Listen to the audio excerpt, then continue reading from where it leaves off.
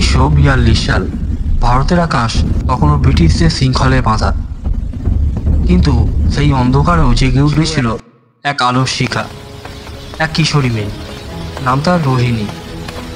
রোহিণীর বাবা ছিলেন এক সাধারণ কৃষক। দিনে মাঠে চাষ করতেন, আর রাতে গোপনে স্বাধীনতা আন্দোলনে সবাই যোগ দিতেন। কিন্তু একদিন খবর পেয়ে গেল ব্রিটিশ পুলিশ। রোহিণীর চোখের সামনে ধরে নিয়ে গেল তার বাবাকে। বাড়ি ভরে গেল কান্নায়, কিন্তু সেই কান্নার মধ্যেই রোহিণীর ভেতর জন্ম নিল আগুন।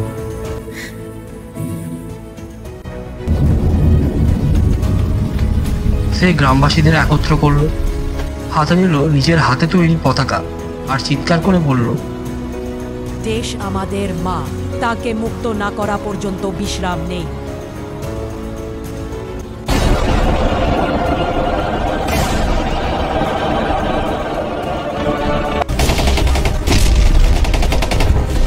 ব্রিটিশ সেনারা এলেও সেই আগুনের সামনে তাদের সাহস টিকল না।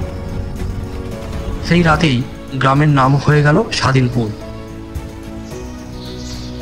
1947 সালের 15ই আগস্ট যখন ভারত স্বাধীন হলো, রোহিণী সেই একই পতাকাটি ওড়ালো নিজের হাতে, যে পতাকার জন্য সে হারিয়েছিল শৈশব আর পেয়েছিল গর্ভের স্বাধীনতা।